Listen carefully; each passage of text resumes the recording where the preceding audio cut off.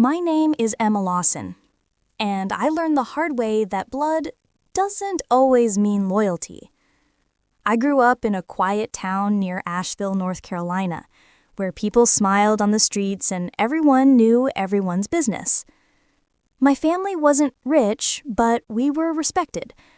My father, a war veteran turned mechanic, built everything we had with his hands, and my mother was a teacher who believed in second chances. Then there was Ethan, my older brother, the golden child, the one who could do no wrong. When we were kids, he'd sneak me candy, help me with homework, and tell me that one day we'd run Dad's shop together. I believed him. I believed everything he said. But promises are cheap when they come from someone who knows how to lie with a smile. When Dad died suddenly from a stroke, Ethan took charge of the family business, and I didn't question it. I was 22, finishing nursing school, and Mom was still reeling from the loss. Ethan told us he'd handle everything. The day after the funeral, I remember him hugging me and whispering, "Don't worry, Em, I've got us." Those words would haunt me for years. It started small. A few missing checks from the shop account, some excuses about taxes, small debts that didn't make sense. I asked questions, but Mom told me not to. "Your brother's under a lot of stress," she said. "He'll fix it." But he didn't fix anything. He built a throne out of our father's legacy and made himself king. When I graduated and came home, I went to work part-time at the shop to help out. That's when I saw it. Bank notices hidden in drawers, clients calling about unpaid bills, and Ethan's new car gleaming in the driveway. I confronted him one night, shaking with anger, holding the evidence in my hands. He looked at me with that fake calmness he'd perfected and said, "You wouldn't understand how business works." I threw the papers at him and shouted, "This isn't business. This is theft." He smiled, leaned back, and said, "It's mine, Emma. All of it. Dad left it to me." I didn't believe him until I saw the will. He had convinced Mom to sign over her share, claiming it was to make management easier. My father's shop, the house, even the land, all under his name. He took everything. When I asked why, his voice turned cold. "Because you're weak," he said. "You care too much. You'd waste it." Those words cut deeper than any knife. Mom tried to mediate, but Ethan twisted everything until she doubted me. He told her I was jealous, ungrateful, unstable, and she believed him. I left that night, suitcase in hand, my mother crying behind me, my brother smirking from the porch. I promised myself I'd never come back. I moved to Atlanta, got a job at a hospital, and built a life from scratch. But betrayal has a way of following you. 6 months later, debt collectors started calling me. Turns out Ethan had taken loans under my name using old shared records from the business. My credit was ruined, my savings gone. I was drowning, and he was thriving. He'd opened a new branch of the shop, married a wealthy real estate agent, and was featured in a local magazine as a small-town success story. The hypocrisy made me sick. I went to the police, but without proof of forgery, they said it was a civil matter. I hired a lawyer, but he warned me it would be expensive and messy. For a while, I gave up. I worked long shifts, came home exhausted, and cried myself to sleep. But one night, I saw Ethan on TV, smiling beside his wife at a charity gala, talking about family values. Something inside me snapped. He had taken everything, my inheritance, my name, my peace, and now he was profiting off lies. That's when I decided I wasn't going to be his victim anymore. I didn't want his money back. I wanted justice. No, I wanted something colder. I wanted karma, and I was going to deliver it myself. I started by tracking every piece of paper he'd ever signed. I called old clients, checked property records, and slowly began collecting evidence. It took months, but what I found made my blood run cold. Ethan wasn't just stealing from me, he was stealing from everyone. Fake invoices, tax evasion, loan fraud, under-the-table deals. He was building an empire out of deceit. And he thought he was untouchable because no one suspected the charming family man. But he underestimated me. He had forgotten that while he was busy learning to lie, I was learning how to survive. I knew the system, I knew the people, and most of all, I knew him. I started documenting everything. Every fake contract, every suspicious payment, every signature that wasn't his. I even befriended one of his employees, Liam, a mechanic who'd been with the shop for years and was quietly fed up with Ethan's arrogance. He told me things that made my stomach twist, about unpaid workers, underhanded deals, and even stolen equipment sold under fake names. I wrote it all down, building my case piece by piece. Revenge wasn't about rage anymore. It was about precision. I wasn't just going to expose him. I was going to dismantle him, piece by piece, lie by lie, until the empire he built on my father's grave came crashing down around him. I became someone who learned to move like water, quiet, relentless, finding the cracks where he thought the foundation was solid.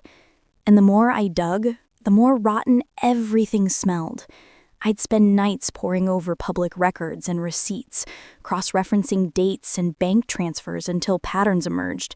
And by the time I had a notebook full of names, invoices, and suspicious payees, I knew I could do more than dream of justice. I could force it.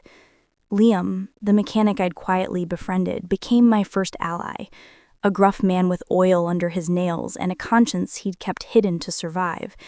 And he handed me a thick folder one evening, photos of equipment missing from the shop, copies of falsified invoices, and a ledger showing cash payments routed to shell accounts. When I showed Caleb, the lawyer I'd hired on a shoestring, he sat back in his chair, eyebrows raised, and said, "Emma, if this is real, this isn't just family theft. This is organized fraud." And that phrase felt like a loaded gun pointed at Ethan's chest. We moved carefully, no dramatic confrontations that could tip him off. Caleb filed discreet civil suits to freeze assets tied to the shell companies, while I worked on the human side of the plan. I started quietly talking to people Ethan hurt, former employees whose payroll had been mysteriously cut off, suppliers who'd been paid in delayed checks, a small-town contractor who'd been cheated out of thousands. And each story painted Ethan not as a grieving son running a family business, but as a man greedier than the rumors suggested. And the more evidence we assembled, the bolder I became. I took to social scenes too, not the flashy charity galas he loved, but the back rooms where business deals were whispered, conferences, trade meetups, even the bar where Ethan liked to brag. And there I planted questions, casual and poisonous, about missing materials and ghost invoices until murmurs grew into whispers. Ethan noticed the change. He started to look over his shoulder, to answer the phone with a brittle edge. And he pushed back hard, threatening me through lawyers and trying to isolate me from Mom, telling her I was trying to ruin the family. She wavered sometimes, but then I'd show her something small, a check signed in her name that she didn't remember signing, a notarized statement with her thumbprint where she'd never been, and the doubt returned to her eyes, and with each truth she reclaimed, I felt less like a child and more like the architect of my own rescue. The town divided.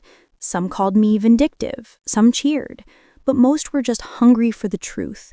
And when Caleb finally had enough to present to the state attorney, we did it quietly but decisively. Formal complaints, sworn affidavits from employees, bank trails traced through third-party accounts, copies of the falsified paperwork. What we didn't want was spectacle. We wanted the law to do its work. The prosecutor assigned a tough investigator named Marissa who smelled money and corruption like a hound smells truffles. And within weeks, subpoenas went out, accounts were frozen, and Ethan's carefully curated life started showing stress fractures.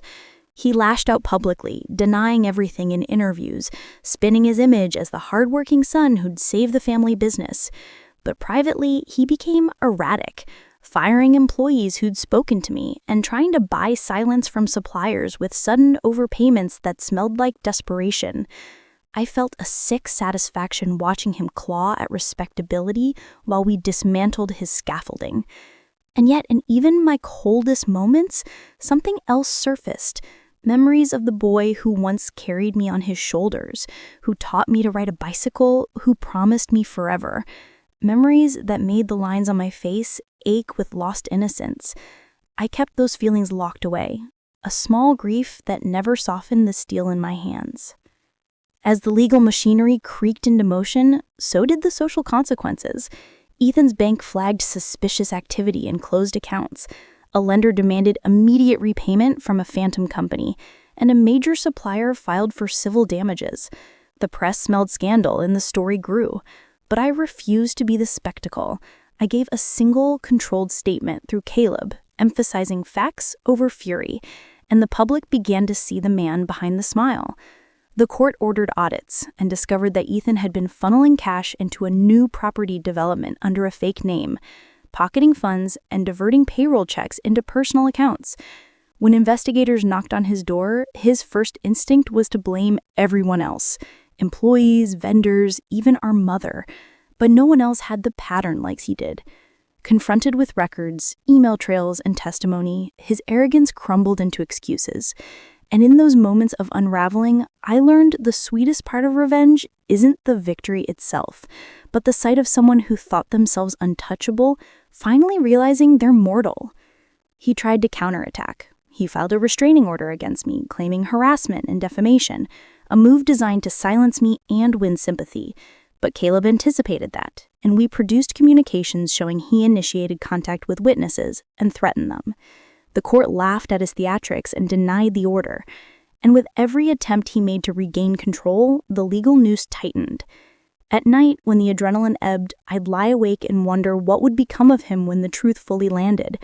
Would he feel regret, or would he harden further into a man who blamed the world for his choices?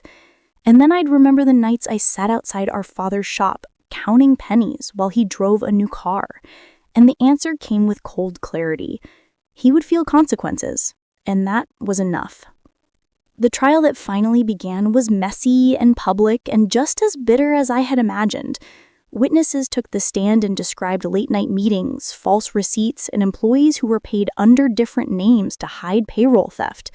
And when Caleb cross-examined Ethan, I watched the facade crack as he tried to cover lies with louder lies, only to be tripped by his own inconsistencies. The jury watched a pattern unfold. The stolen labor, the falsified documents, the exploitation. And in the end, while he didn't go to prison for everything we uncovered, the judge ordered massive restitution, dissolved his ownership of the shop, and imposed strict oversight, effectively ending the empire he'd built on theft. As the gavel fell, I felt a complex storm of vindication and emptiness wash over me. Justice had landed, but the hollow where my family used to be remained, and I understood then that revenge had given me closure, but not cure. In the months that followed, I watched Ethan's life unravel in quieter ways. Suppliers who had once fawned over him now declined to work with him. Former employees refused to return, and the community that had once applauded his charm turned its back on him. Mom tried to reconcile, her apologies awkward and late. But I'd learned that rebuilding trust takes more than words. I focused instead on rebuilding myself, rebuilding credit, reclaiming my name, and opening a small clinic with a partner who respected what it meant to work honestly. And while the wounds from betrayal still throbbed on lonely nights, I slept firmer knowing I'd taken back what was mine by fighting smart, by never letting bitterness be my only weapon. And as the dirt settled around the ruins of Ethan's deceit, I began to plan not for revenge, but for resilience, teaching others how to spot the signs of family exploitation, offering pro bono counsel to workers he'd hurt, and slowly, painfully, turning the pain he gave me into a shield that would protect others from the same fate. Time moved the way storms fade, slowly, leaving behind broken branches and clean air. A year after the verdict, Ethan's empire was gone, his reputation ruined, his so-called friends scattered like leaves in the wind. The old Lawson garage was auctioned off to pay restitution, and for the first time since our father's death, the town whispered my name not with pity but with respect. They called me the sister who fought back, the one who didn't let bloodline excuses bury the truth. I never asked for those words. I only wanted my peace. I'd built the clinic into a modest success, serving families who couldn't afford full hospital care. And every day, I poured my energy into healing strangers because it was easier than healing myself. Then, one gray October morning, as fog wrapped around the streets like memory, I got a letter from a correctional facility 3 counties over. My hands trembled when I saw the sender, Ethan Lawson. I almost threw it away, but curiosity is its own kind of poison. Inside, his handwriting was smaller than I remembered. Emma, I know you'll never forgive me. I don't deserve it. I just need you to know I finally understand what I did. I took everything because I thought I was proving I was stronger than Dad, smarter than you. But sitting here with nothing, I see I was weaker than both of you. Mom doesn't visit anymore. She says she can't look at me without seeing the damage. If you ever read this, I hope you're happy. You earned it. I read it twice, waiting for anger, but what came was exhaustion. Maybe that was karma too, his own voice admitting defeat. I didn't write back. Some ghosts deserve silence. Months later, word spread that Ethan had been released early for good behavior. I told myself I didn't care, but late at night, I still imagined him somewhere, trying to start over in the wreckage he created. Life kept going. The clinic grew, I started mentoring young nurses, and even gave a talk at a state conference about ethics, trust, and family boundaries. It felt strange to speak about family in front of hundreds of strangers. But when I looked out into that sea of faces and saw their eyes fixed on me, I realized I wasn't telling a story of betrayal anymore. I was telling a story of survival. After the conference, I walked out into the parking lot and saw a man leaning against a battered pickup truck. For a heartbeat, my stomach dropped. It was Ethan. Thinner, older, but unmistakable. He didn't approach, just waited until I looked at him. "You did good," he said softly. "Dad would have been proud." I folded my arms, unsure if I wanted to scream or cry. Proud of which part, Ethan? You stealing everything or me having to fix it? He nodded, a ghost of a smile flickering. Both, maybe. I learned something in there. You can't outrun what you steal. He reached into his jacket and pulled out a small box. This was Dad's. I took it years ago. Guess it's finally time it goes where it belongs. I hesitated, then took it. Inside was the old pocket watch Dad used to carry, engraved with the words, "Do right even when no one sees." My throat tightened. I wanted to hate him again, but hate felt too heavy. "Keep your apologies," I said. "They don't fix anything." He nodded, again, eyes wet. "I know, but maybe they stop it from getting worse." Then he got into the truck and drove away. I never saw him again. Weeks passed and life folded back into rhythm, but that brief encounter haunted me. Not because it softened me, but because it reminded me that karma wasn't just punishment, it was reflection. Sometimes it forced you to see yourself in the people who hurt you, to realize you'd both been shaped by the same storm, only one of you learned to build shelter, while the other burned everything down.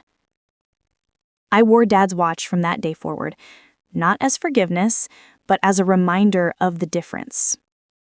The years that followed were kinder. The clinic grew, I started mentoring young nurses, and even gave a talk at a state conference about ethics, trust, and family boundaries. It felt strange to speak about family in front of hundreds of strangers, but when I looked out into that sea of faces and saw their eyes fixed on me, I realized I wasn't telling a story of betrayal anymore. I was telling a story of survival. After the conference, I walked out into the parking lot and saw a man leaning against a battered pickup truck. For a heartbeat, my stomach dropped. It was Ethan. Thinner, older, but unmistakable. He didn't approach, just waited until I looked at him. "You did good," he said softly. "Dad would have been proud." I folded my arms, unsure if I wanted to scream or cry. Proud of which part, Ethan? You stealing everything or me having to fix it? He nodded, again, eyes wet. I know, but maybe they stop it from getting worse. Then he got into the truck and drove away. I never saw him again.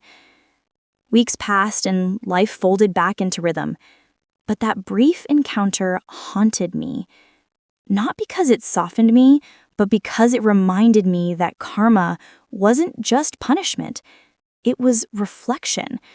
Sometimes it forced you to see yourself in the people who hurt you, to realize you'd both been shaped by the same storm, only one of you learned to build shelter, while the other burned everything down.